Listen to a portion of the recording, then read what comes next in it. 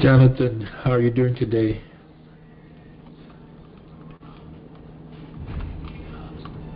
Hi, Chief.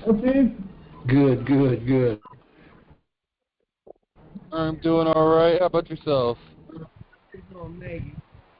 Doing fabulous, fabulous. All right. Trying to get by today. To what? It's nice and sunny there. Yes, it is. No, I don't need it up here right now. Oh, I'm up here on the roof. Are you working today? Yeah, putting on the metal right now. Oh, the roof down, huh? Oh yeah, the roof Very down, windows are in, and yeah. Very good, Chief. Yeah, doing metal roof on this building. Because all the other roofs, you see the other roofs, they're all.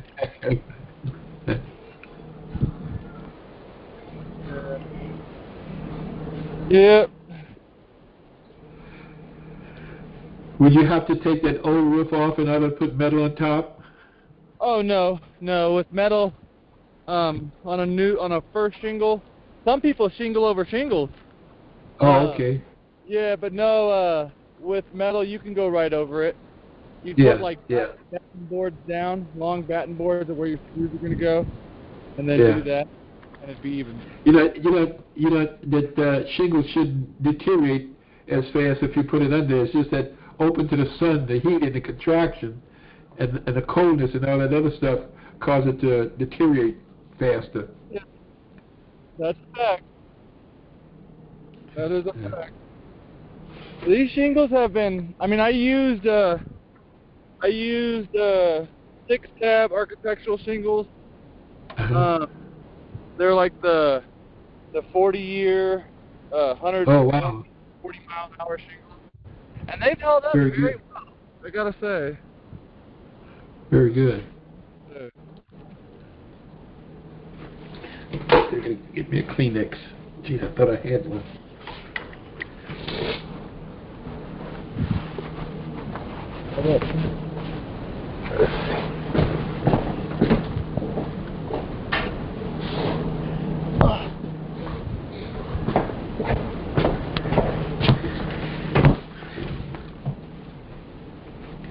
There's one interesting class in Pasadena this morning.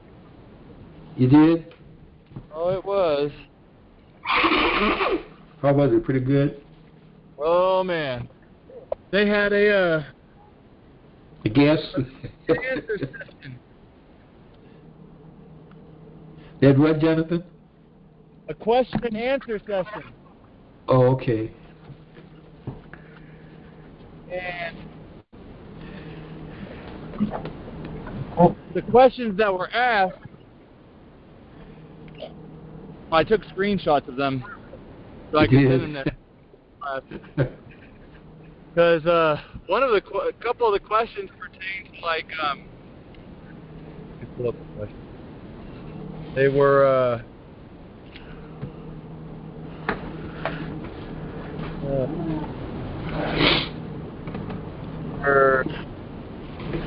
in the moderate. This is 10 questions that were asked. The first one, in the moderation, there is a part that says Florida. Why did we add that moderation? The second question was the entire earth plain in darkness when Yahshua was crucified? Third question, can you explain the 7 Sabbath seals? Fourth question, what is the significance of Peter and Paul taking out the flesh in AD 67, and where is the 67 in heaven?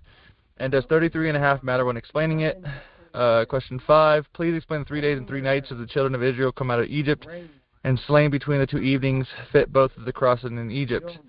6, in Elohim the angels' attributes took up set position in him. How should the attributes be spoken about when they take up set position in Elohim, and why? 7, can someone briefly explain the big events in the Bible chronologically?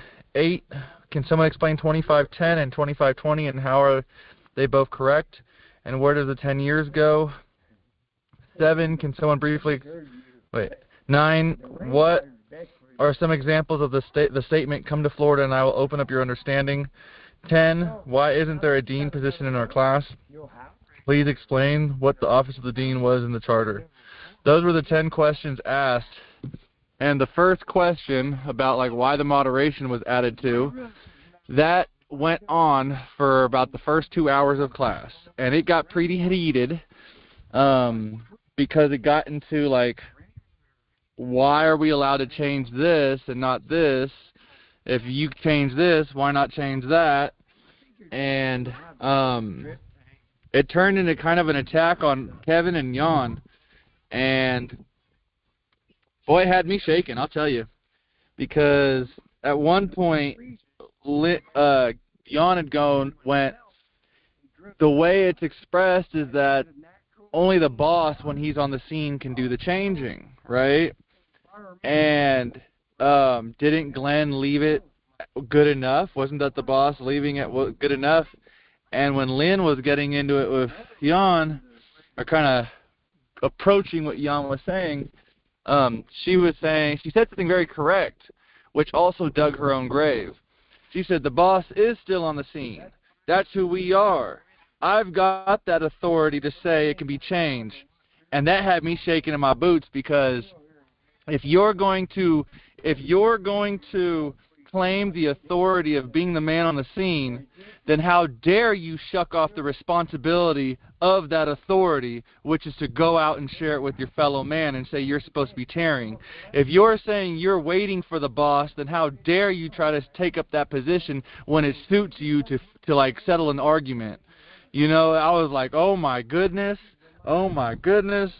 Like, yeah, but it went on for like 2 hours of the class, and people were getting unsettled. The class was just like, oh, like you could hear people's voices shaking, and yeah, I was like, dang, this is exactly what this class needs, is this kind of stuff to happen. Yeah, it was quite interesting.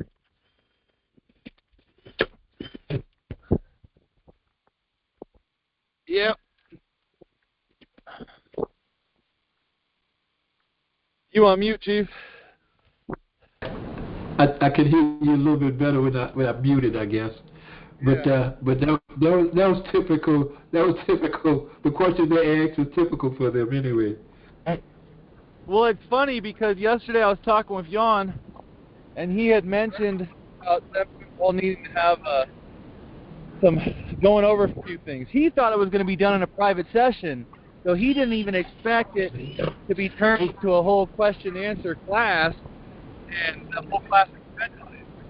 But when he had said there was a question where the moderation was changed, I was like, where was the moderation changed? And he was like, you could wait tomorrow to find out when it being brought up, or I can tell you right now. And I thought about it for a moment, and I said, I know where it was changed. It was changed where it said that the school was moved to Florida under the direction of Dr. Glenn Kinley. And he goes, how did you know that? He goes, did we talk about that before? And I said, no. I said, there was a time when me and Dr. Vine were having a conversation, and he brought up, how can Pasadena start off on the right foot in the class when they begin the moderation with a lie? And he had said that the lie that was started was... And hold on 1 second. Hold on, somebody got a radio going. Rita got the news on. What's it? Rita, are you there? I'm here. You got your TV on? Oh. It's not on now. Sorry about that. Oh, you good? Shelley, you're just now coming back. I can't hear you. Super. Jonathan, New Orleans keep calling us and texting us at 3 and 4 o'clock in the morning. Oh, I'm not. Huh? You're awake at that time? Yeah. Jonathan, Rita.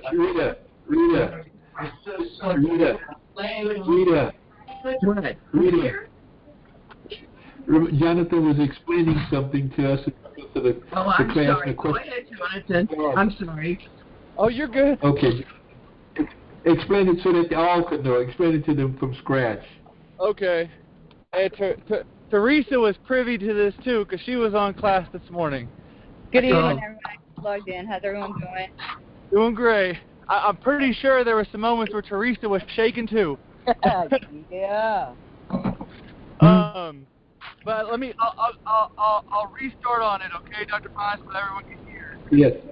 I screenshotted so this morning in Pasadena there was a question answer class. Everything was question answer, and it was premised off of 10 primary questions. And the questions were, first question was, in the moderation there is a part that says moved to Florida in 1991 under the direction of Dr. Glenn Kinley. Why moderation? Number 2 was the entire earth plain in darkness when Yahshua was crucified from 12 to 3, or was it a vision? Number 3, can you explain the 7 Sabbath seals?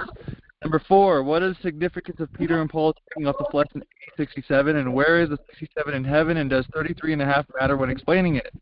Number 5, please explain the 3 days and 3 nights as the children of Israel come out of Egypt and slain between the 2 evenings, fit both at the cross and in Egypt.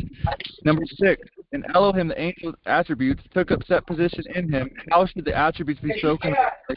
They take up set position in Elohim, and why? Number 7, can someone briefly explain the big events in the Bible chronologically?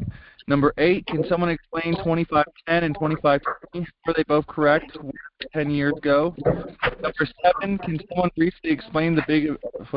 Number 9, what are some examples of the statement, come to Florida and I will open up your understanding? Number 10, why isn't there a dean position in our class? Please explain what the office of the dean was in the charter.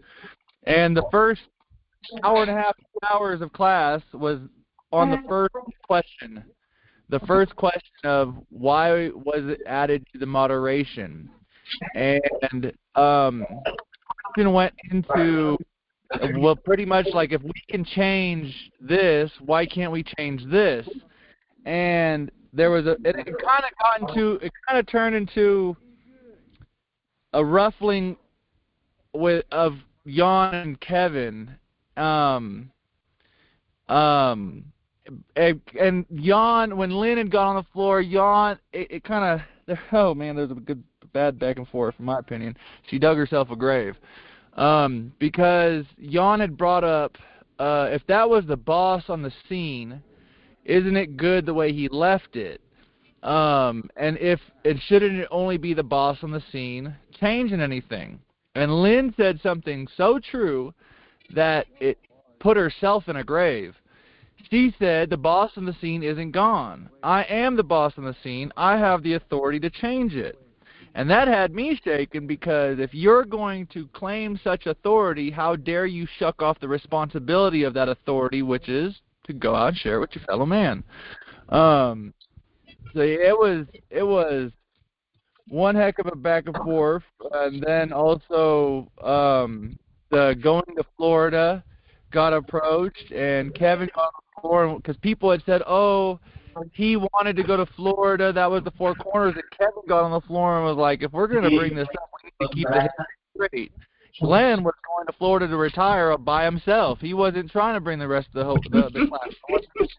Going to Florida. That's true. And Kevin was like, that needs to be brought up, and that needs to be spoken. And then that made the fire a little hotter, because you know how some of those are in Florida. And Dr. Bernard was mentioned as a person who was asked to come and denied coming. I put in the chat, though, Dr. Vine, I was like, look, Dr. Vine didn't find out about the letter to him that Glenn wanted to ask. But yeah, no, it was, and they only got to question number 4 because the majority of class, got stuck on that first one, and repeat again to me. Who said that I have the right to change it? Oh, Lynn did. Lynn said, I am the boss of the scene. I've got the authority to change something. Okay. Thank you. And she also said she wasn't changing nothing. Yep.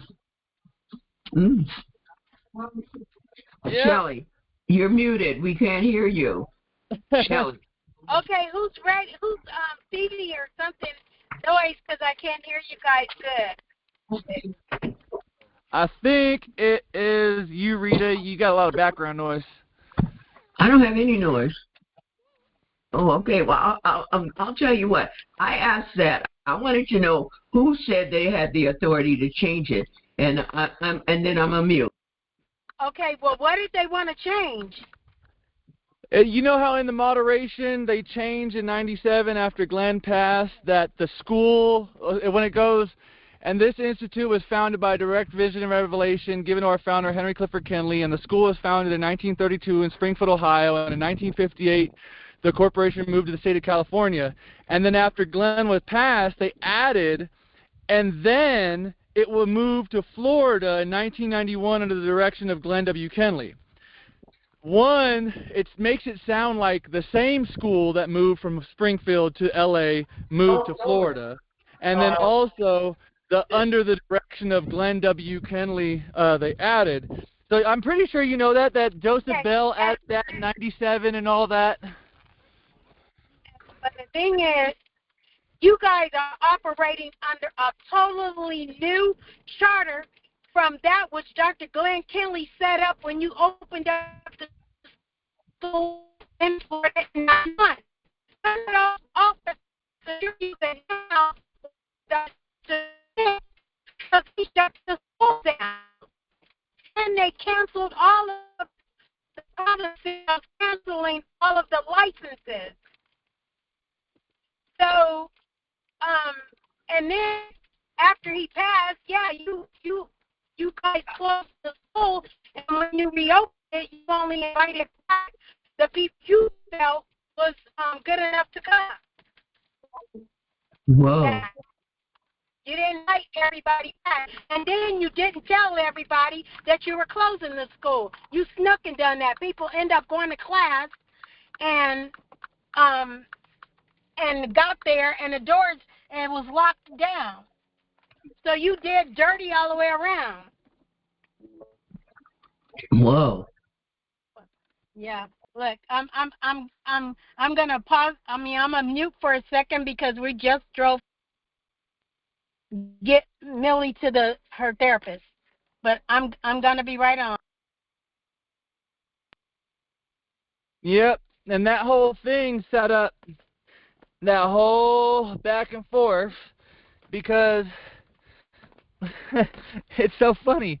The only thing that would give you the right to add that or change that, according to the claim of adding or changing anything, is being the boss on the scene. And you can't claim the authority of the boss on the scene if you're talking about, I still need to wait around and receive a vision of revelation. Because the boss on the scene is the vision of revelation walking around. So, yeah. But yeah, Dr. Vi, that's why I knew what Jan was talking about, though me and him had never talked about it before, because you had mentioned before, how could they have a good class if every class they start off with a lie in the moderation? Yeah. And then, How did they resolve the 3 days and 3 nights, Jefferson? Because that's what separated Molly from the group. the what? The 3 days and 3 nights. Oh, what about it? You said they wanted you to explain, wanted somebody to explain the 3 days and 3 nights. Yeah, that was one of the questions that was on there, but they didn't get to that question. They was too busy over the other questions that they didn't get to that question. That's the 5th question, but they didn't get past the 4th question. Yeah, that's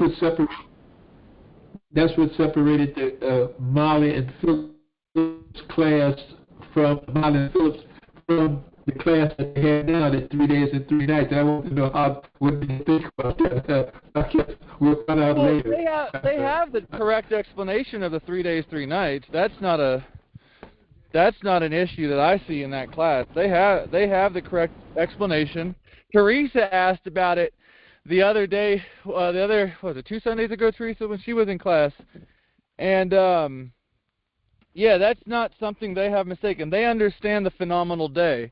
They understand how that the sun went out when the Messiah was on the cross, and that counts as the first evening. And then when it comes back on, that's a morning, and then it goes down naturally, and that's an evening, and then you have another morning and evening on Saturday, and him coming up Sunday evening or bright and early Sunday morning constitutes 3 days and 3 nights according to the phenomenal day, the day only known to Yahweh. And yeah, that's not something that they are tripping on at all.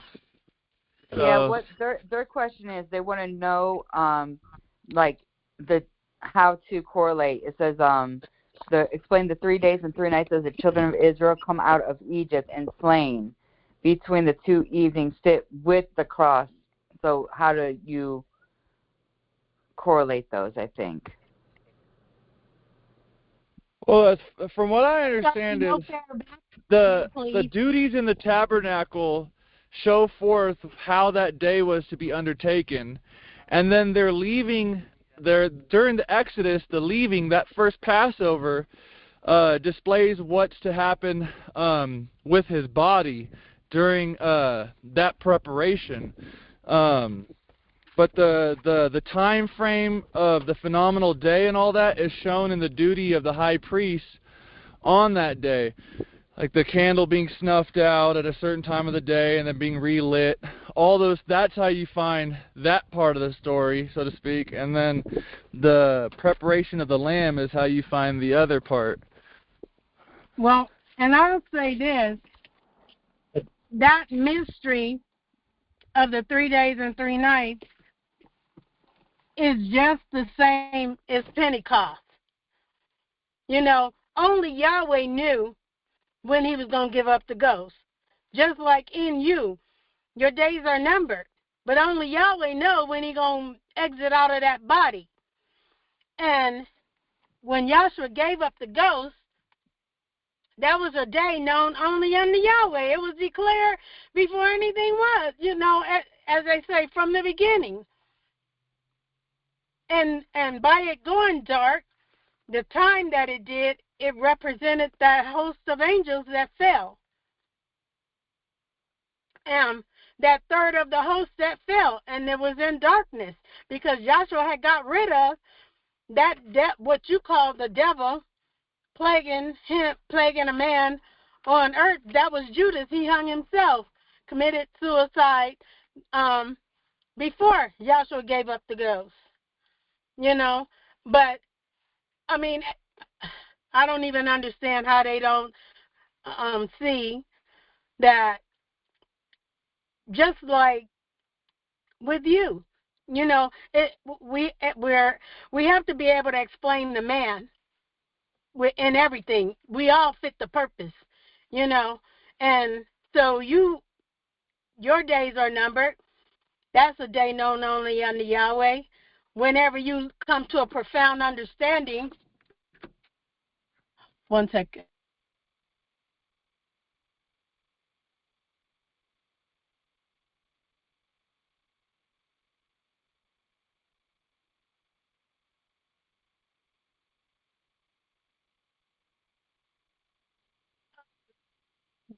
Lost my thought. Yeah, that's a day known only unto Yahweh. Those things, when they transpire, whatever you learn or you came to an understanding, or when you came into this class, that was a day known only unto Yahweh. Why? I don't understand why is that such a big deal. They making that as much of a mystery as the founder having had. That was a day known only unto Yahweh when he had the divine vision and revelation. You know?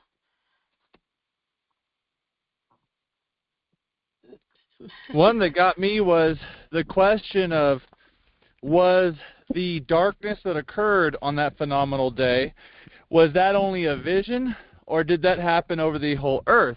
I mean, I put in the comments, I said the whole physical universe went back into darkness, went back in that. Everything was gone. It was gone. Yeah, I know. Well, but what was when everybody got up on the floor to explain it. Now Jan didn't get up to explain this one because people were attacking him and Kevin. Really got me upset. But everyone that got up on the floor to explain that day kept trying to bring it back to Egypt, and I was like, why is no one taking it back to the garden when the Well, sun? because they all acting like him. They all physical.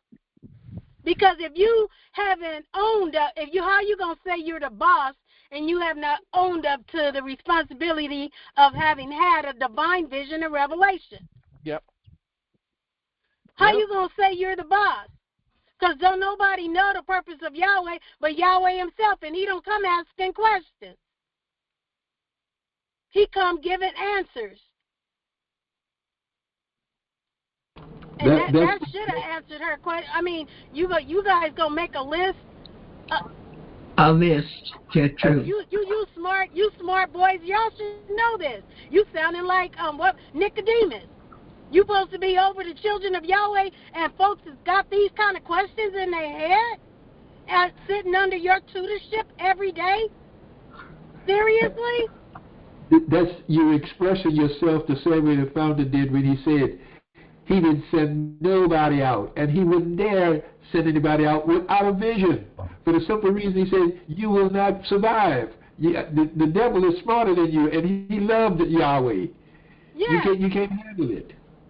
No, I mean, if you denying, or you were sitting around, bottom line, you went to Ohio in '96 looking for a Pentecost to happen. Ain't nothing you could teach me. Ain't nothing you could teach me. And you can't claim to be the boss until you can claim that you have had a divine vision and revelation direct from Yahweh. I knew who the founder was. I knew that was Yahweh. Never once tried to play it off like he was some physical man. Same way with Dr. Glenn Kinley. And I told him, I said, Dad, I only see you as Yahweh, because that was the only way I was going to be able to get what Yahweh gave me to receive from him. Them and that treasure chest. Because you couldn't get it no other kind of way, unless you recognize who you're getting it from.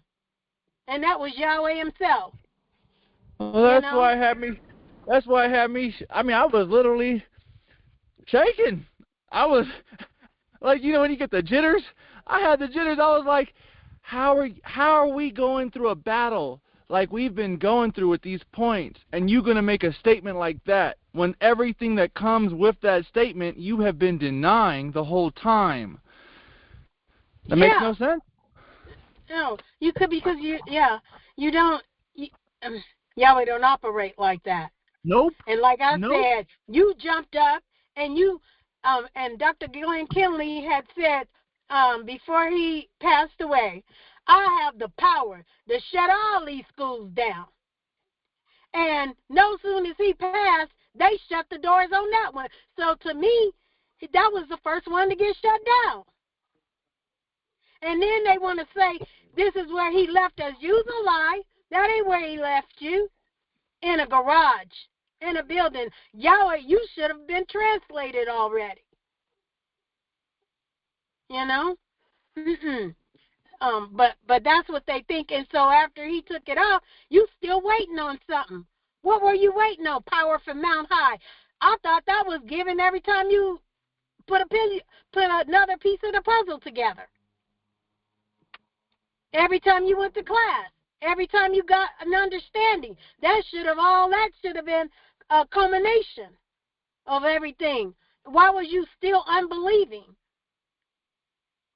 What frustrated me was how they were talking about that things were changing, where to me, it wasn't like a change. It was when you grow, you get growth and understanding. It's not a change. It's just something you didn't know that you now know. So a lot of stuff that they were trying to say, I didn't see it as a change. It was a growth. You know what I'm saying? Well, so you know what? It was a mess.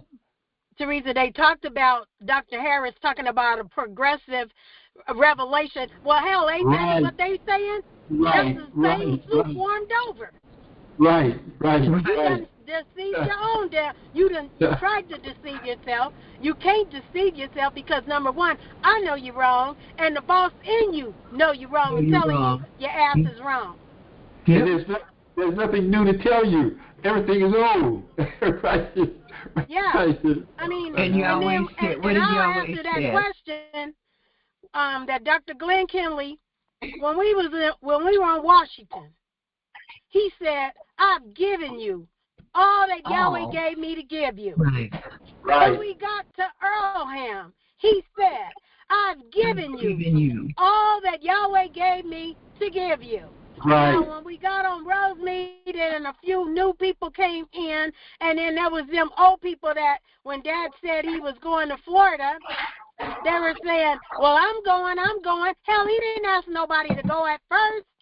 He was going to go and sit down and finish writing a book and make trips back to California. That was what his intentions was. And then the whole thing blew up with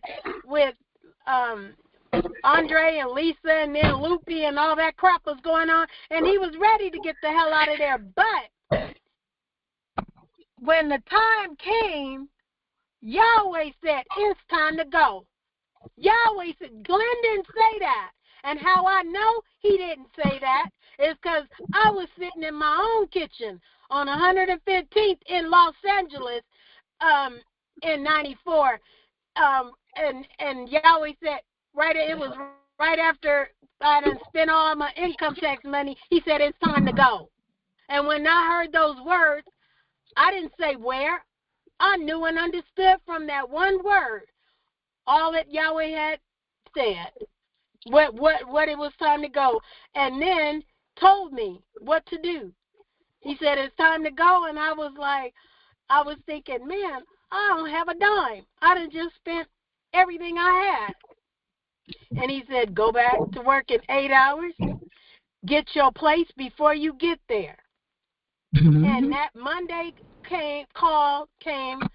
Monday I got a call from another plant manager at a school, said, hey, Shell, this Mr.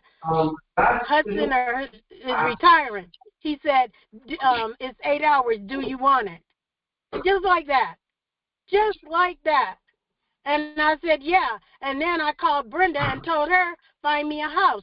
I paid rent 3 months in Florida and where I was in California before I left to go there. So and Dr. Glenn Kinley tells them on one of those tapes when they were having classes on the beach side, he said, because somebody had asked him, well, did Yahweh tell you to go to Florida? Now, if you believed that he was Yahweh, why would you ask him something like that? And he got on the floor and he told you, he said, Yahweh said, it's time to go. Those was the words spoken, just like that. It's time to go. And I knew, I had never heard him say it, but when I heard that tape, I knew it was true because that was the way it was with me. But no long, drawn-out conversation. Just that word. It's time to go. And with that came all the understanding. Okay. One of the things, Teresa, I would like to explain to you when they talk about new things. The founder stated, he says, Glenn was a better teacher than he was because Glenn would take a subject and drag it all the way out till he'd wrap it all the way around you, that you didn't have no other excuses for not recognizing what he was saying. The founder gave you the foundations of everything that exists in our school, period. And if you paid attention to them, you wouldn't get nothing new. You're getting what's been told to you, elaborated, and Glenn had the ability to elaborate it all the way out. Right. Right. So, along with what Dr. Vine is saying, there was those that came from those other schools and said to Dr. Glenn Kinley, you still teaching the same thing. Well, hell, what else is there to teach? Right. They said that. Them people, some of them from 1040, and when he went down there and taught, when we went to, was it Greenleaf? No. Well, when we went over there to Riverside, said the same thing they were saying to him. He's still teaching. Then some of them was acting kind of scared because they said he looked so much like his father. Well, hell, don't you look like your parents? He would say. I'll give you an example. I'll give you an example, and I never heard it before until I heard it on the tape, the 15th of '94. He said he was preaching about Pentecost, and he said very clearly. He said now there was women in the upper room also. And now, I've never heard that before, but you know what he said? He said, look at them coming out of Israel. They didn't count women there neither. There's 600,000 men, women and children. Right. He said, the same thing happened in Pentecost. Yes. He said there was women in the upper room there also. You just got to look at the pattern. You got to look what's going on. But see, when you try to change things to your consumption, your belief, then you have a problem. And I tell you this, that group have always been so sophisticated in their think and they propose learning and understanding and the ability to comprehend. You're going to get garbage always with them. Look, and like he said, there were women, but they didn't count the old people. He said able-bodied men, 600,000 able-bodied men. He didn't say nothing about the old ones or the women or the children. You know, that's a multitude that you can't count coming up out of there. And it was the same way when they got ready to cross over into Canaan's land. That's what John was talking about. A multitude. Why? Because you couldn't count all the kids and the elderly and whatever. I mean, all of that new generation coming over in there. That's right. I mean, that's right. That's how it was, and that's how he taught us. And I'm saying that. The school would not be successful if you go out on your own because you will be trying to figure out things that you didn't understand from the beginning. And we saw person after person, dean after dean, call Glenn Kinley to come and talk to him about things they didn't understand. Now they're running schools. All of them got a whole lot of people. Burbank Mitchell represent you. If you look at Burbank Mitchell and his history, it looks just like I won't call the people by name, but a group in the class in Florida look exactly like him. When you look at him, he thought he was smart. And I'll say this: he couldn't have left Pasadena and not given us the same thing he gave them. You know, what was he going to teach you in Florida that he didn't teach us? He didn't operate like that. If he told somebody something in the house, he came outside in the class and told it to everybody. You know? And this doctrine was for all. You know, maybe whatever personal things for him, yeah, that he wasn't obligated to tell you. But this doctrine, it had to be expounded to all of us, explained, and where you couldn't say that he didn't give it to you, that he didn't teach you. He didn't teach them nothing. As a matter of fact, Yahweh showed me and taught me some things when I wasn't there, that when I got there, he was teaching them. And one of the things, too, is that, you know, Will Glenn and the founder says, if you got to talk to someone, you teach only what Yahweh have given you, and Yahweh being the founder of our school. You teach all of those. You teach those things, and Yahweh will be with you.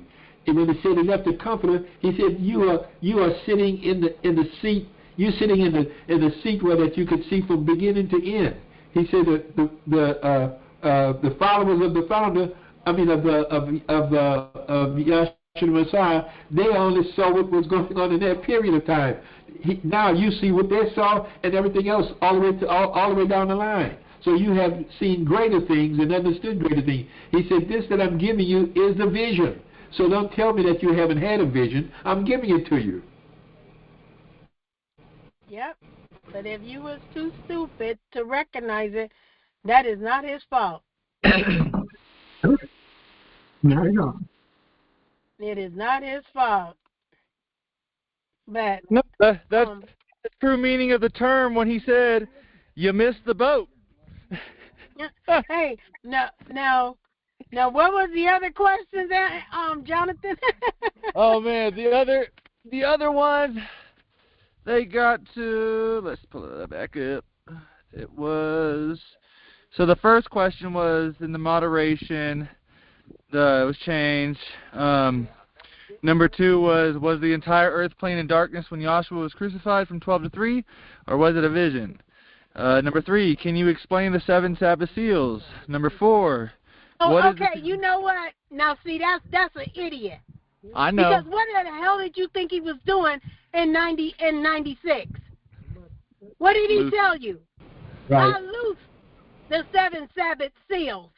Yes. That was each day of the creation. Exactly. Elohim was the seal that he transformed into each one of those days, and that was him sealing it and unsealing it. And when I say unsealing it, I'm saying when you was receiving the understanding of it, that was the seal being loosed in this age.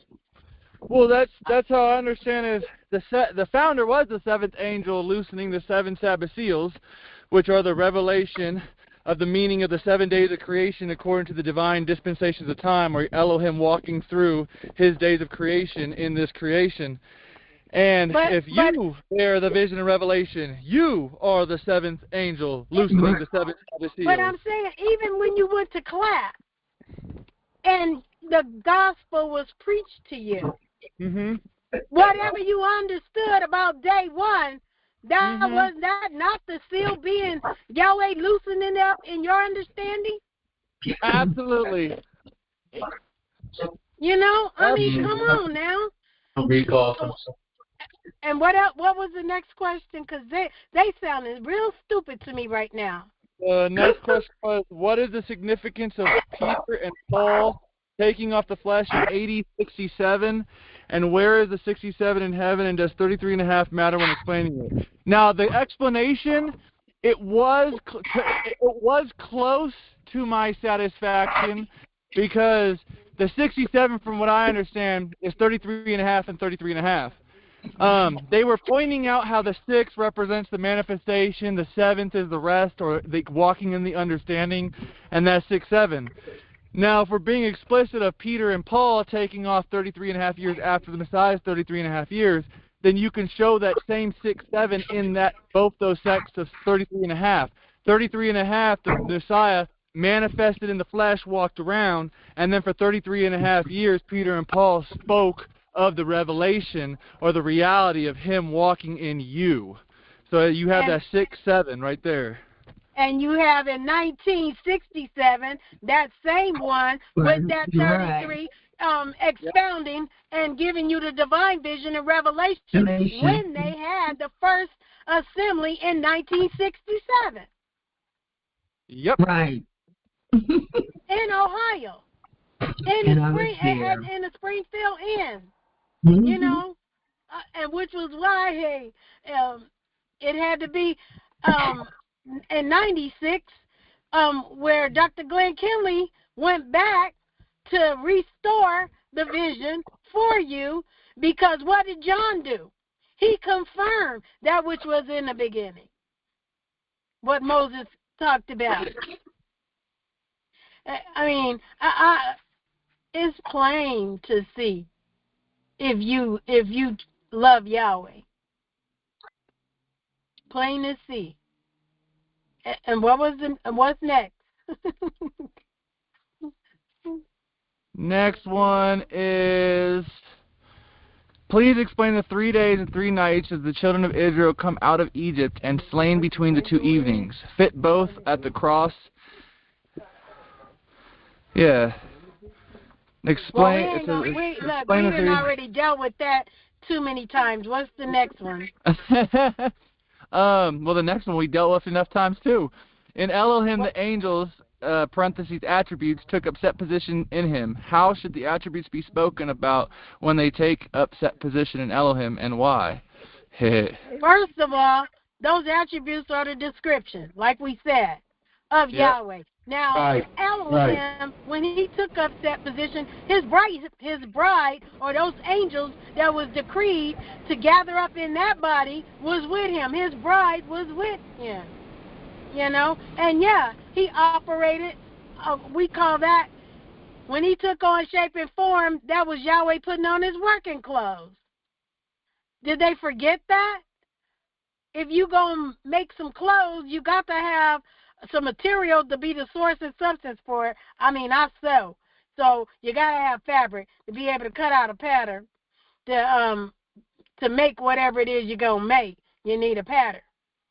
And, but see, they want to lose sight of the fact that that's a description of Yahweh. That he was giving you a prescriber describing to you his makeup, how he would be manifested in that body or in his creation. Because once he transformed in that body, as he transformed into everything in the creation was good and very good because it was the makeup of Yahweh. Right, exactly, right. You know? What's next? And Yahweh didn't have any helpmates. Right. He was exactly. He was everything. Right. He didn't need the elephants. The elephants needed him. Without him, they can't operate. What's next, Jonathan?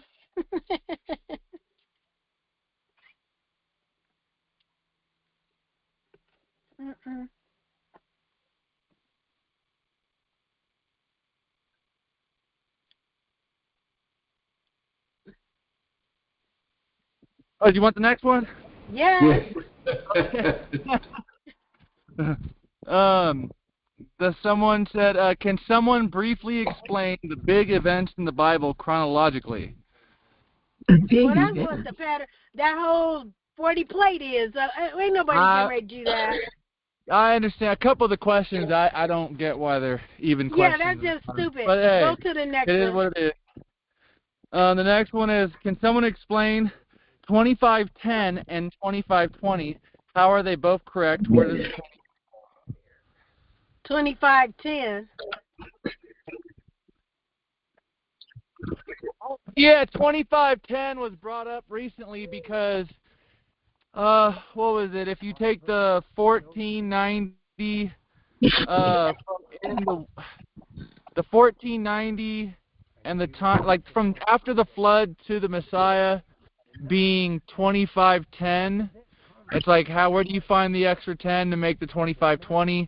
But every time I've heard the founder explain 2520, it was a number that number fits from Adam to Joshua the son of Nun. Like I was writing Ben, I talked to him because he had said some stuff on the floor on Thursday, and last Sunday, that when you look at further into it doesn't fit. Like I didn't like how the founder was kind of mocked about the tape 19 that I had brought up to people. I had mentioned that, and he was going over the founder's breakdown of 2520, and he had pretty much said the whole thing was wrong from 1656 from Adam to Noah. He was saying it was wrong because of October. The founder never said October in the statement.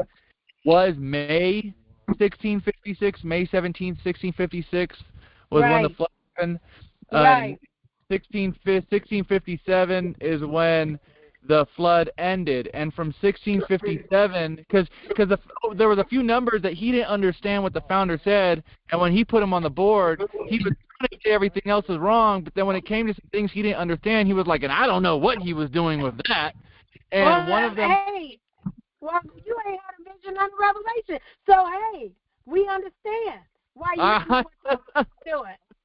Well, you know, but see, even the flood, they were only inundated for 40 days and 40 nights. The water began to recede, but they was in that ark for 100 and was it 100 and was it 120? I believe so. Days. Yeah, 4 and months. then it was and then that ark being set 15 what is it? That same 15 cubics or whatever of the highest mountain, and that's where you get the numerology and how all that ties in. Mhm. Well, in the 427 that he had gone over, where he said, and I don't know what the founder was doing with this number, 427 is the amount of years from the end of the flood to the blessing of Melchizedek upon Abraham setting forth the dispensation of faith. Look, and the announcement of his son being born April in the year 27. Right. And born on the 22nd of April. Hey, he said we all fit the pattern. But he was the fourth son and the seventh child to live.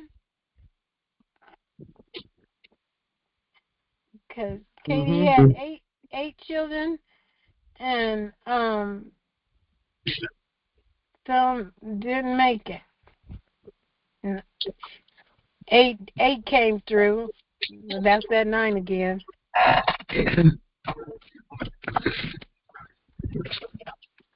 But, wow. And what else? The next one was, what are some of the examples? What are some of the examples of the statement, come to Florida and I will open up your understanding? Pretty much like, what are some of the examples of him opening up people's understanding more than he did in California? Them new people that came in understood more than they did. No, that's funny. Because the issue with that statement, with those who, profess it, they were in California, and so they express it as like they learned, like he didn't express what he was expressing in California like he did in Florida. No, because your ass was busy with entertaining yourself with your own thoughts, so you didn't catch it. But you can't say he didn't teach it and that somebody didn't understand it, because you can't tell me what I didn't understand. Right. But I can see now what you still don't understand.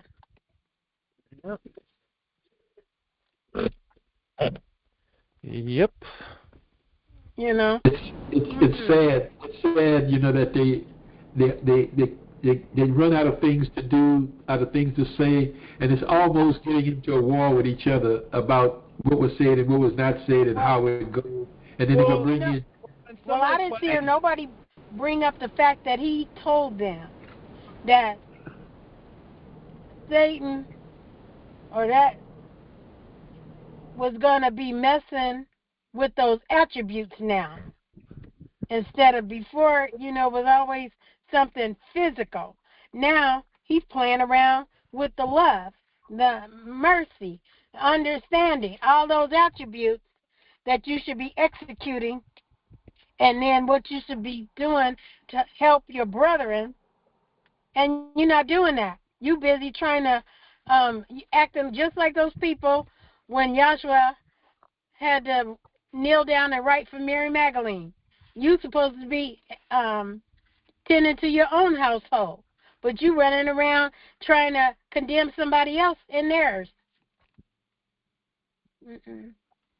What they don't know. What are you going to Ohio for? You got all these questions. What are you doing in Ohio? For what reason are you going there if you have not had a divine vision and revelation?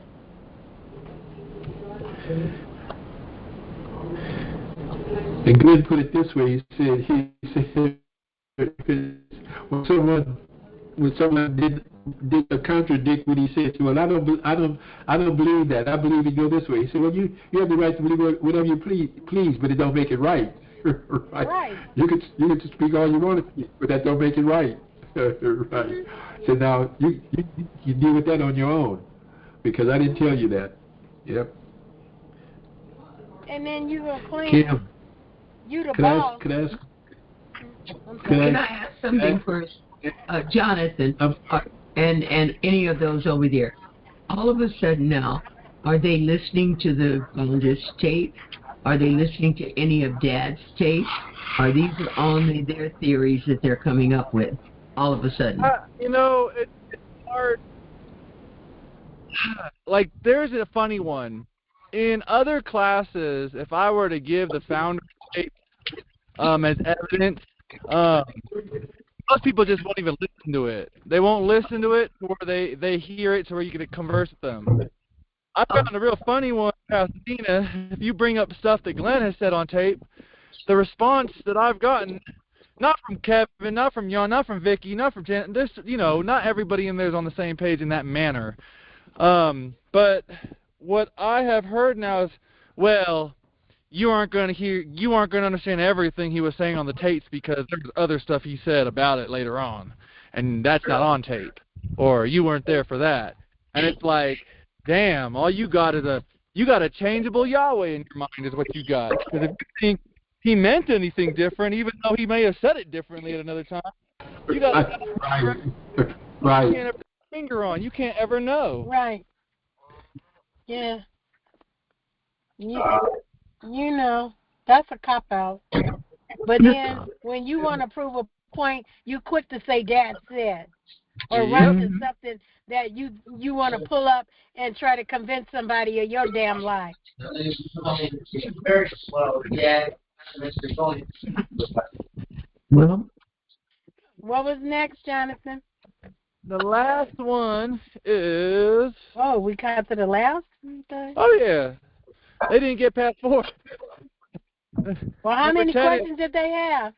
10. Oh, wow. The last one is, why isn't there a dean position in our class? Please explain what the office of the dean was in the charter. Well, you know what? You know what? I'm going to tell you. Dad said why he taught us all how to function in a deanship. But see, this is what's plaguing them now. They don't want to be the Dr. Harris.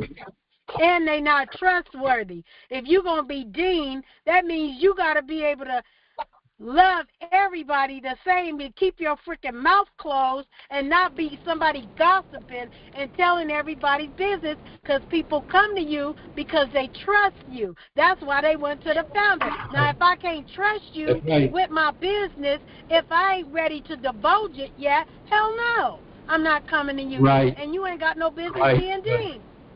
Right. And that's what a dean is all about, because people sometimes want to be able to express something or got something going on, and they ain't ready for everybody to know what their business is. But they want an understanding. And where the gospel may fall short with them, where they're not able to understand it, that's why you have a dean. Because the doctrine should correct all that to start with. But if for some reason you fall short, which we all kind of did in your understanding or do, then there's somebody you can go to that you trust, you can sit down and talk to. That's why we talk to Dad. You know, I mean, and we had deans, but I don't think nobody went to none of them and told them nothing, because they wanted somebody I could absolutely trust my life with, that's not going to mock me. They want to have your business all over town, too. Exactly. And that's the main thing. You got to be able to keep your freaking mouth closed. And then if you, and it was designed for you to have a male and female wife.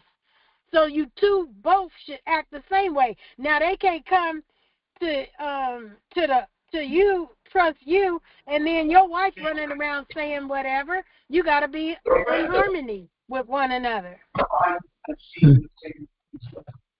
Hi. You know? Hi. Oh, make no mistake. We know how that operates. But see, you busy gossiping about one another. I'd like to say something if I can. and excuse me for just 1 minute. Kim, are you there? Good evening, Dr. Vine, and good evening, everybody else, and peace in Yahshua. Good evening. Good evening.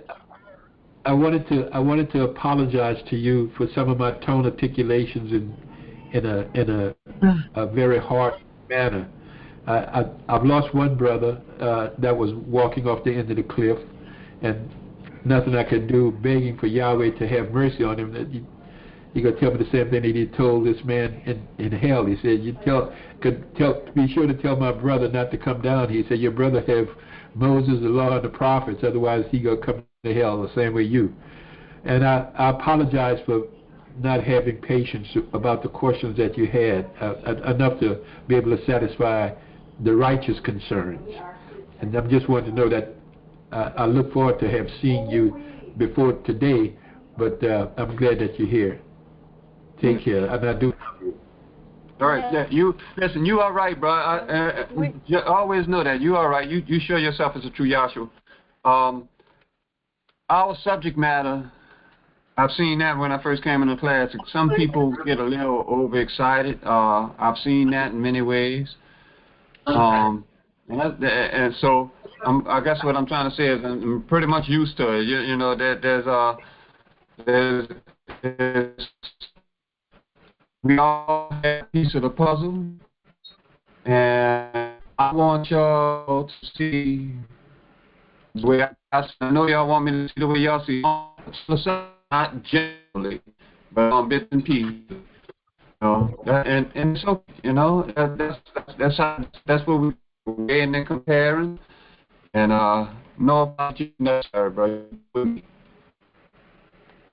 Well, I will say this, even with my harshness, you will never ever find another more loving group of people. And I sincerely love everybody that appear here because I know they're full of truth. You know, I don't have to look behind my back and think that it's going to be an axe in it. Yeah. So we're glad to have you every time you come on. And I'm glad that you. I'm glad that I'm not harsh. It's just that we have so much compassion that we want you to realize who you are, and that you're not here of this earth. You're here for a reason, to learn. And yeah, Bernard, you're Yahweh. Yeah, we all. And that's what Shirley be describing the attributes. Well, when you look at each one of us, you can find some attributes that click right into the pattern. But the thing is this: that you don't want to. I don't want to drive no one away from having an opportunity to have eternal life with Yahweh. Right. And none of us want that. And when I tell you, you can take. Let me tell you, you may not agree with it, but you better take it to the bank, right?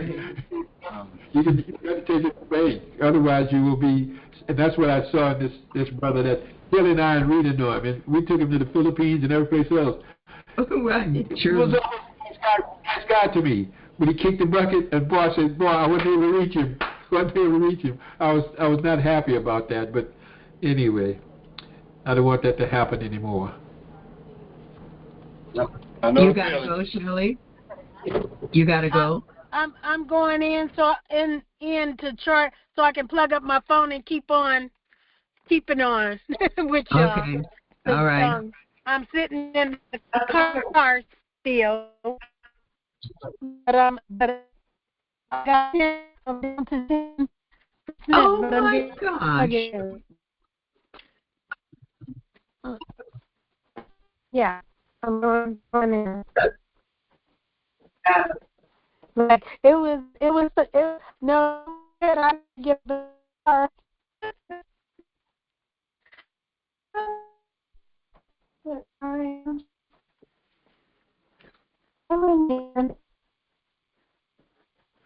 Jonathan, what's next?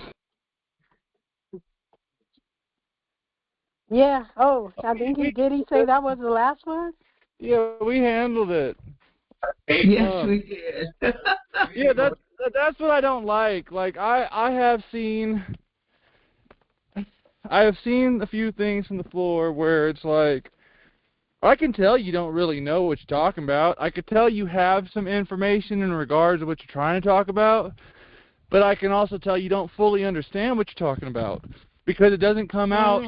It doesn't come out simple and sweet. It doesn't come out concise. It's all over the place. You're having a grasp at things, and it's like I see that the understanding lies within you, but you haven't fully realized that understanding that lies within you, and that's why you're stumbling over the answer. Right. And I saw that. It's like just like with the darkness on the cross. It's like, why wouldn't you take that back to Adam? Why would you keep trying to? Yes, you can show the example of what that darkness was like by talking about the stingy and black darkness that was in Egypt. But for the sun going completely out, if it being a vision or if it being reality, well, it wasn't no vision of the sun going down when Adam walked out the garden. It was going dark on the face of the earth because as the sun walked out of the garden, the S-U-N had to be given up its light, just like the Messiah.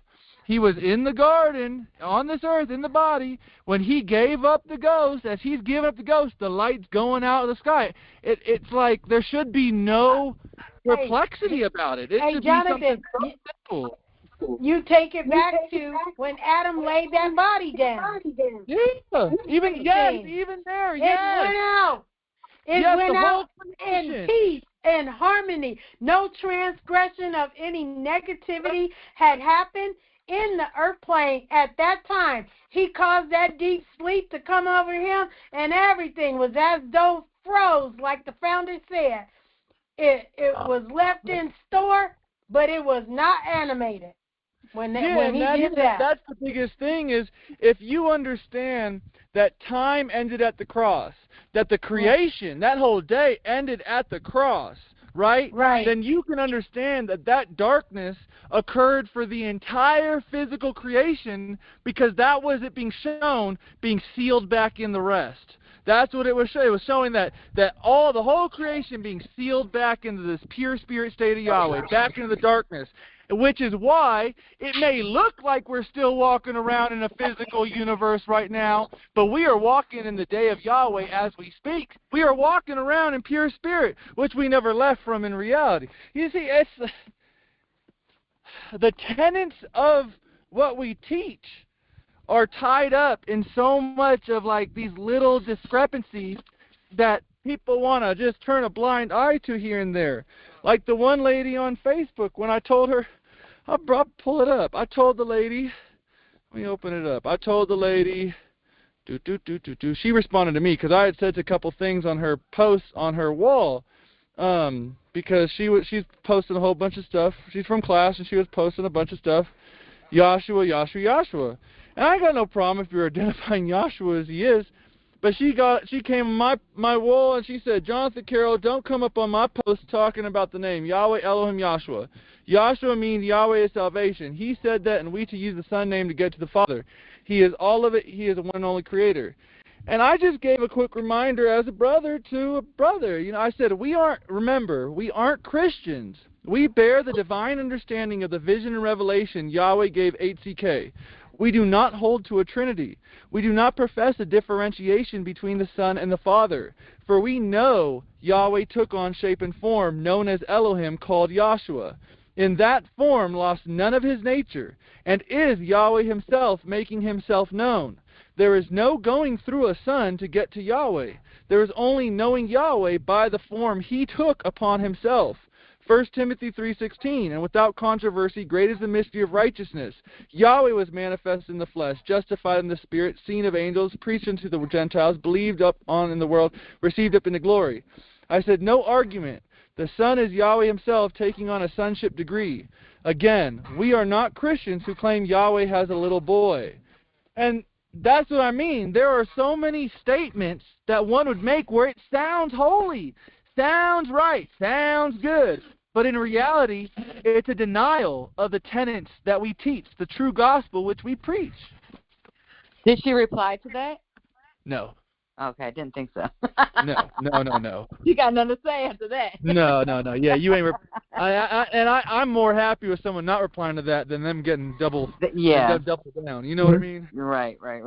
Yeah. But yeah, I mean that's a constant one, and we are not Christians. We like that's why I said I was happy.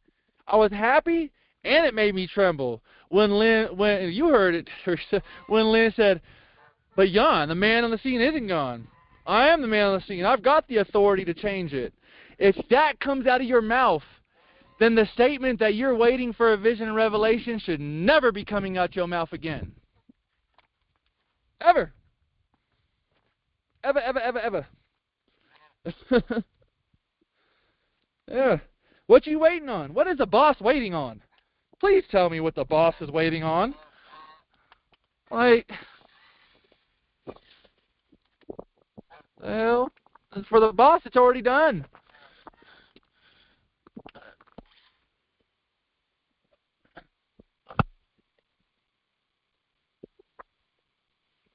Yeah, that was one of the hard things sitting in the classes because every time they were talking about Yahshua, and I was like, I always go like, well, who is Yahshua, guys? It's like it always felt like that middleman that they looked to as a church way of viewing it. You have to ask him when it says that when Yahshua said that he left the Comforter with you, and you ask him, well, who was the Comforter? It was the same thing that was in him. It was the Holy Spirit. It was Yahweh himself. There's no other Comforter that you have abiding in your body. He said 2 spirits cannot abide in the self-same body. It's only one, the Creator himself. And that's hard for them to recognize. That's who they are. Otherwise, they couldn't speak the things that they say if they knew that. I mean, if they just knew simply that, they wouldn't say the things they say. And and I agree with you, Jonathan. All the people down there are not, I call it walking off the end of the earth, right? But anyway, when you boast about yourself, Dr. Harris, Burbank Mitchell, a whole lot of they did it themselves. They did it themselves, although they were taught different, but they did it themselves. Yeah, and like this guy I was telling you about, he told me he was hooked up with Glenn's nephew, the RP's son, and they in Springfield there, and they did a lot of research. Every time they talked to him, oh, we're doing research. What are you researching? Well, we're researching this. I said, and then they're gonna tell you that on Mars or on the moon that there's people that live underground. That's why you don't see nobody. Oh, brother. You're going sci-fi on me here. Right. But anyway, that's how your brain can take you in the wrong direction, and you swear up and down that you're correct. And they said in front of Glenn or at one of the conferences that Yahweh can't hate his son Lucifer to all of this time, that he had forgiven him, or he will not send him to the lake. And Glenn shut that down fast as you could shake a stick. Right. That's a dangerous one, because the founder, when he expressed that one in the book, he put in the book warning to the true people, to the true children of Yahweh. There is no redemption for Lucifer and his hosts. Like, don't get it twisted. Warning. Also, you remember what they said? You continue in this fight, and you continue to kick against the prick, and you continue all of this. He says, I will send you a strong delusion. Did they not hear that? Right. Okay. Yeah, sorry, y'all. My phone dropped when I was talking earlier. I don't know whatever you guys heard or not, but I'm back. You those delusions are strong, that's for sure. Yeah, I want to chime in for a second. I've always felt, how can I say this, a little confused, a little perplexed, when I guess it was almost like an edict or a command that you have to say Yahshua. and the scripture that would be used is that I think I can do nothing. I do everything by my Father. I'm just paraphrasing. But the thing is, it all, to me, always seemed like Lord God and Jesus Christ, because you had to say, almost like you had to say Yahshua, and then you had to say Yahweh Elohim, then Yahweh. To me, that's espousing to a Trinity. So I'm glad that was made clear, because I always felt like it's almost like a Christianity stance. Someone said, well, it's Yahshua, and then you can say Yahweh Elohim or Yahweh. It's all Yahweh.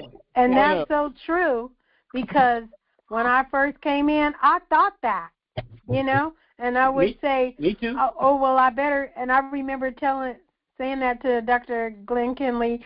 Oh, they had me thinking that if I leave out one, and in my mind, it was like, it would have been allowed to be like a Trinity, but that scripture that says by that one name, the one name, would we all be called, and so that actually cured it for me, because I kept seeing and understanding from the way he taught, you can't have one without the other.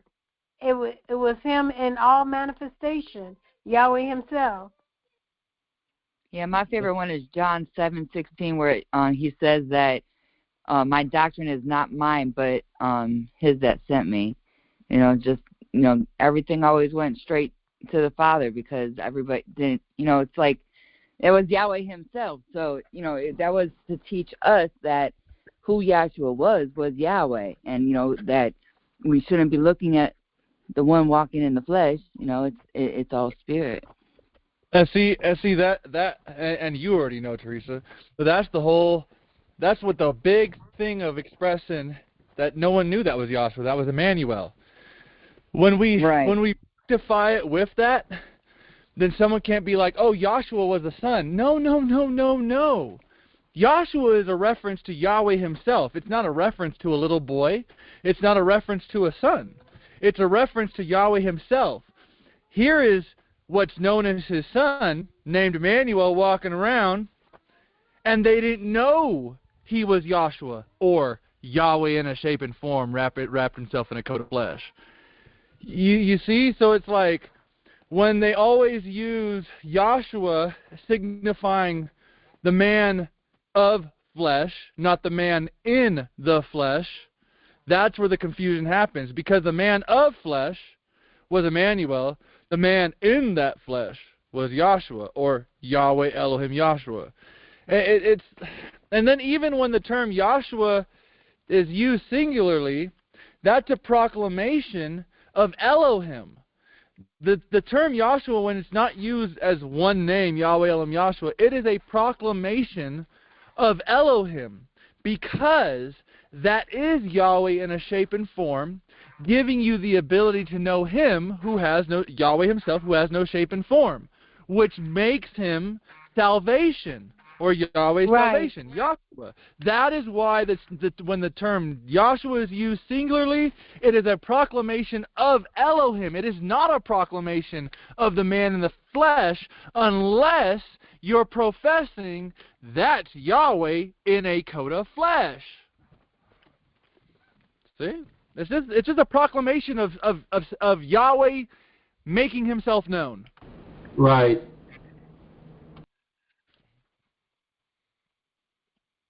That's why we say, in the doxology, our sovereign, belong glory and majesty, Yahshua the Messiah, right? Our sovereign, right? Well, that's not a proclamation. People would get that idea and be like, oh, they drop down from Elohim and look at the man in the flesh when that's said.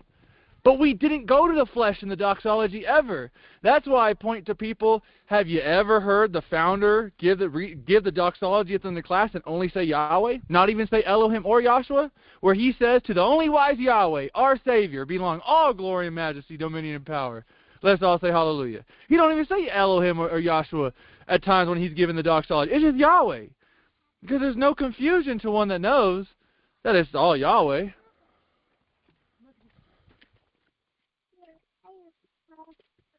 Find it. That's right. But yeah, that's where the freedom lies. Man, you really free from the dumb and the lies when you know that. Oh man.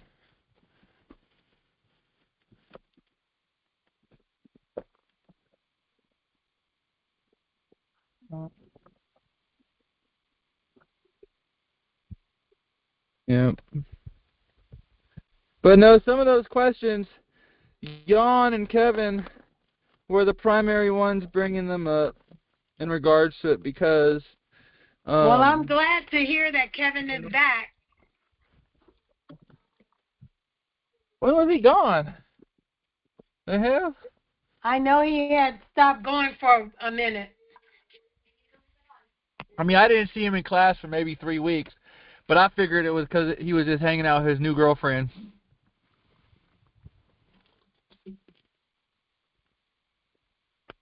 Yeah, and I would be noticing him on Zoom, too. Want to say that again, Teresa?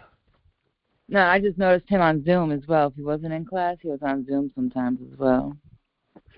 Yeah, I even see Raquel on Zoom sometimes now, too. His girlfriend. His girlfriend, that is a past family that used to be part of Pasadena, huh?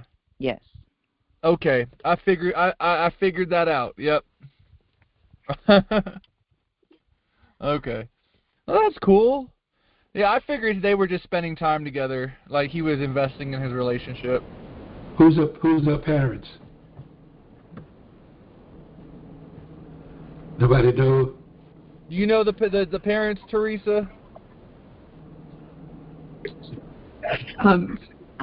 Shelley, you remember it?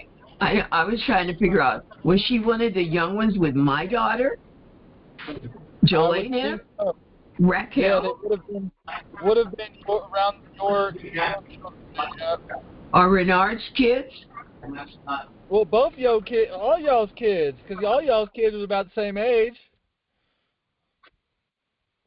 No? Okay. Let's see. It was Raquel Lopez.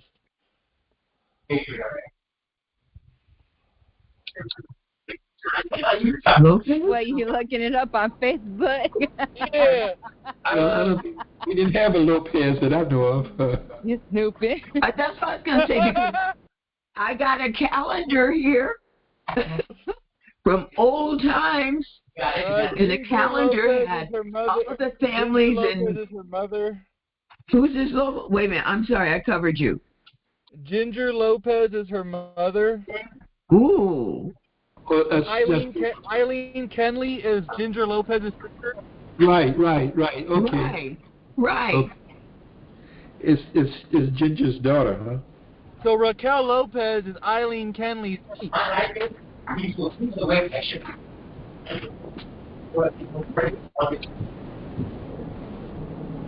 Wait, isn't Eileen the one that's sending out the letters? Yes. Eileen is the one and they're up in the state capitol, am I right? Jacksonville. Jacksonville, where? No, we have to tell Kevin, tell your girlfriend to tell her auntie to lay off. No, we handle that. Yeah, thank you. I know. We want let Yahweh take care of that. Okay. Yahweh has it all going to plan anyway. Right. It might be for a reason. We don't know what bridges are going to be mended, and we just got to keep on going with what we know and keep the patience and that's true. Right. That's right. True, Teresa. That's right. That's what I looked at with that one from L.A. Because with the one from L.A., it had all the other classes asking Pasadena for help. Yeah. Yeah. Hmm?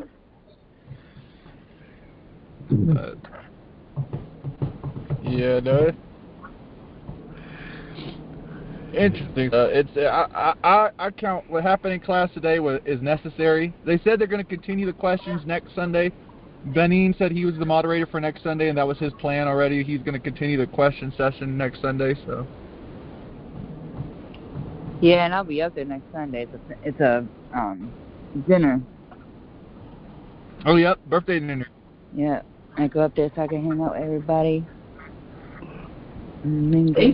They still have that one going on? Yeah, the last Sunday of every month. Yeah, I just came back from Illinois, too. I went up to my son graduated from boot camp. He's a Navy man now. He's a sailor. Ooh, congratulations. Congratulations. Thank you. It was a wonderful week. Yeah, congratulations. Thank you. Yeah. Man sakes alive. Anyway, that's nice to know, Renard. That our birthday dinners are still going on. Oh, yes, yes. Oh, God. Anyway. The hardest. A lot of the statements that were made, that's why I find y'all come in. Y'all come in and right there. Y'all have that other piece of the pie that rectifies a lot of that nonsense. You know, it's y'all have that other piece of the information where, you know, man, you already know. Mm-hmm. They're having all of the rituals, huh? The Passover feast and all of that, huh? I'm not being ugly or nothing, but, you know, I'm just saying, you know, hey, think back. And if you listen to the founder and if you listen to Dad, you have the vision. You've had a vision. You're not waiting for anybody to come in and save you, you know? That's right. Did everyone hear the clip that I sent this morning? You're not waiting like the Christians, you know, show me a sign. I'm waiting for you to come back. What else do you need to know that you're Yahweh? He said that to you, you know, and everybody said that this, the Father, Son, the Holy Spirit, and all that. And what did he say? These three are one. You're one. You're not a Yahshuan. You're Yahweh. Yep. If you sat in that class and you've understood anything that you've seen on those charts, you have had a vision. Yeah. Did y'all hear the clip that I sent out this morning? No, I didn't get to it yet. I haven't gotten there yet. I spliced out a clip of the founder speaking from the tape, and it's that clip that you bring up, Sally, where the founder says, "I'm not talking about what I've had. I'm talking about what I am." Yeah. I'm saying if my true inner self is Yahweh Himself, then I'm giving you the vision and revelation. Right. Mm-hmm. Yeah, I'm backed up like with 3 weeks of text messages and calling people back. I'm doing bad over here right now. Oh, yeah, I gotta. And what's the other ones that you sent? You sent a few other ones. I've sent like this little Facebook. Every time I come across like a video that shows how the vision and revelation has impacted the minds of men, that is the reason I am sharing a clip. So if y'all see like a clip, I'm sharing it or whatnot of somebody talking on Facebook or X or whatever. That's my heart behind it. It's like I'm recognizing that is an effect of the vision and revelation coming to the world. People saying these things, but the one I sent to this morning is a 2-minute audio clip of the founder. Okay.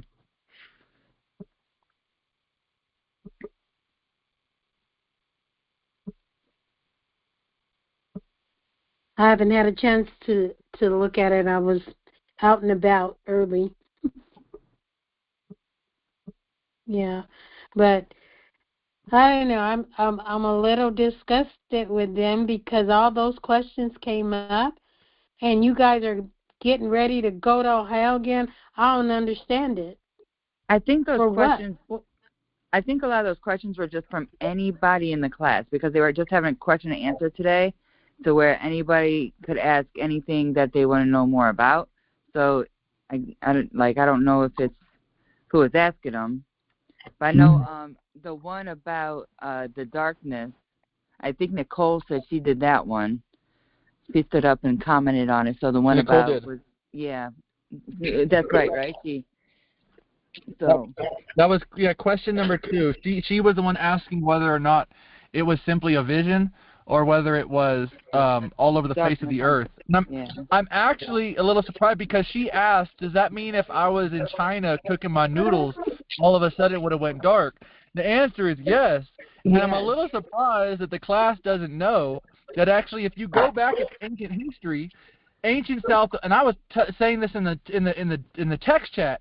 Ancient history, if you go back and look, yes, that day exists all around the history of the ancient world. There is a day that in ancient South American history, ancient Chinese history, ancient African, where all the world talks about a day where the sun went out. It was the middle of the day and the sun went out completely. It was dark. They all talk about it. You know what? I'm not a big history buff, but my son made me watch this thing on Netflix with him because he gets into stuff like that. And what I love about stuff like that, and I've done a lot of in school and college, I've done things with religion studies and stuff like that. What I enjoy about all those is that each one of them have a story that correlates to the Bible without them even associating with the Bible or stuff like that, to where it does show proof that things took place that people say, the Bible is just a made-up story. Well, there's proof, physical proof all around in different ethnicities, different religions, cultures, everything. I love you, babe. Lines up. Yep. Yeah, right. And it's like that 5th aim, right? Research comparative religions and science and occult sciences. If people researched a little bit, you'd find these things. And it's funny because when you research, it's Yahweh guiding your research. It's beautiful. See, I'm a big research person too. And it's just so cool. You get into one thing, and then he opens the door to another thing. And then before you know it, you just went through the whole tabernacle pattern. Man, did that really just happen? That's right. It's beautiful. Mm-hmm. Man. This is unity. Unity is what we seek. Unity is what we're after, and that's why I see that even yes, because of the school that it is that's being spoken of, because it's Pasadena, some of those questions shouldn't even have come up because they should have in the person's time. If there was a new person sitting in the class, it's understandable, but those questions are coming from people who grew up in class, who have been in class for 30-plus years. Those questions should not exist with them at all. Those questions should have been those questions should have been answered without them even having to ask them.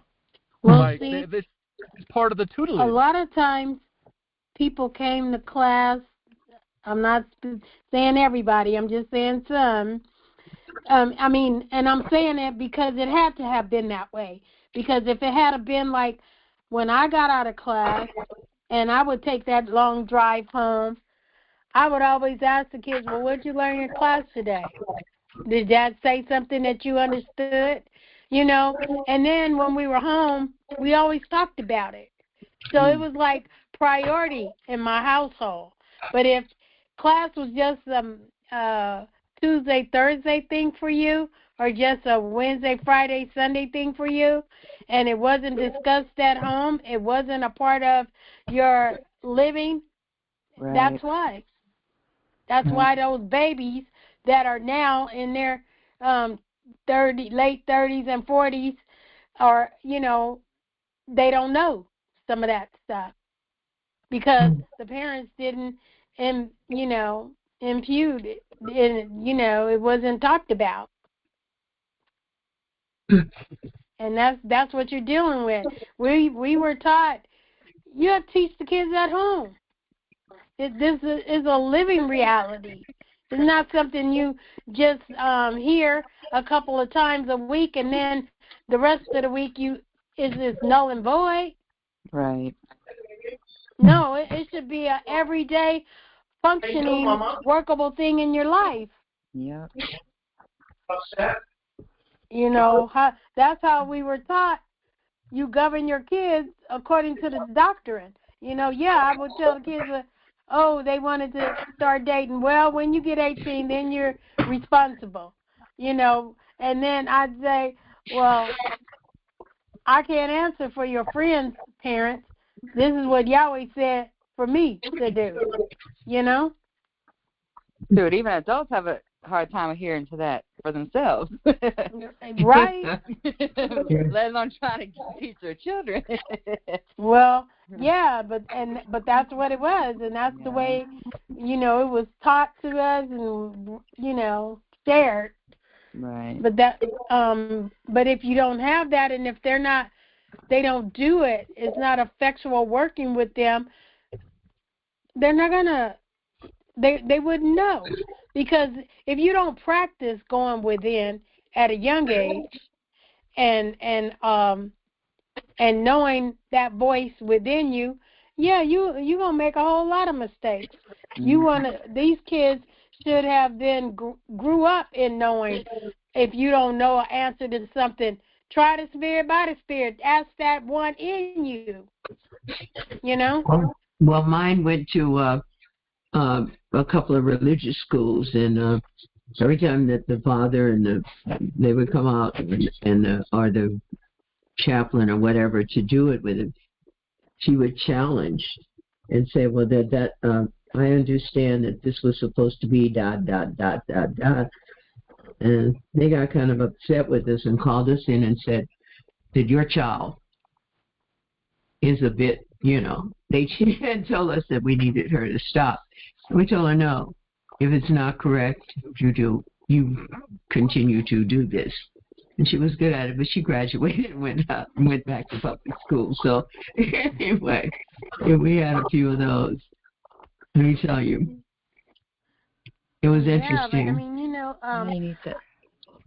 I would say I remember when I was little, and my mom, she had this habit, tell you to do something, and every time she told you to do something, or told you something was somewhere, it wasn't never where she said it was.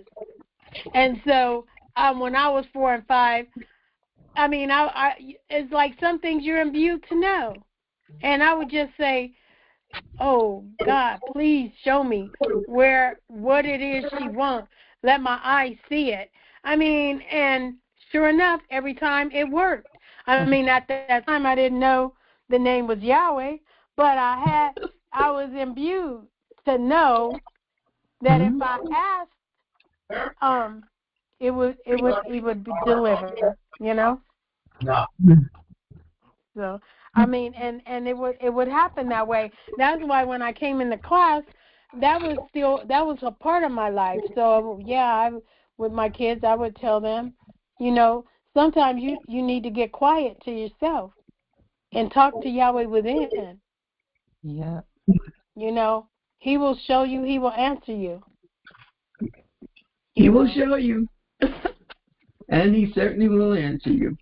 I don't mean that.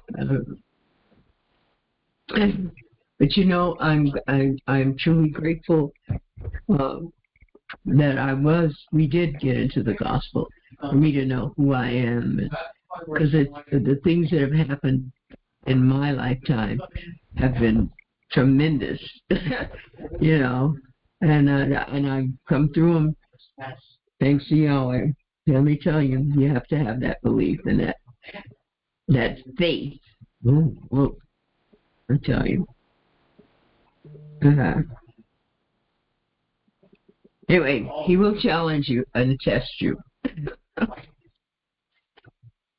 And just believe. Know who you are. That's to everybody. Know who you are. Yeah, I think the challenge in testing is to show forth, will you believe? Will you have that faith? That's what that challenge is. Yeah. To keep strong and keep your eye on Him through those trials.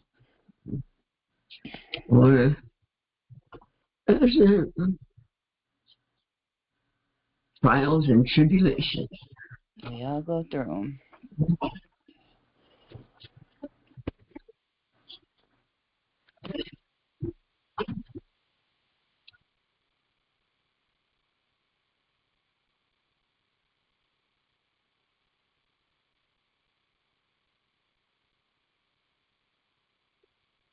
Just be encouraging, because I know a lot of people, and even after today, it's just like you just gotta let it be, and still be there and still keep to what we know to be true, and just hopefully they'll see one day.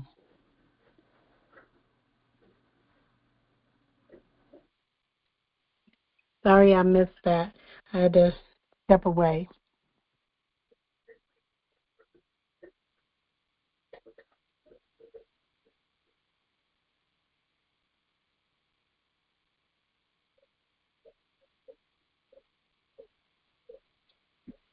Yeah, that's the biggest hope and biggest reason to keep persevering and keep going with the person or anybody that, still inquires honestly, is the hope that they will know.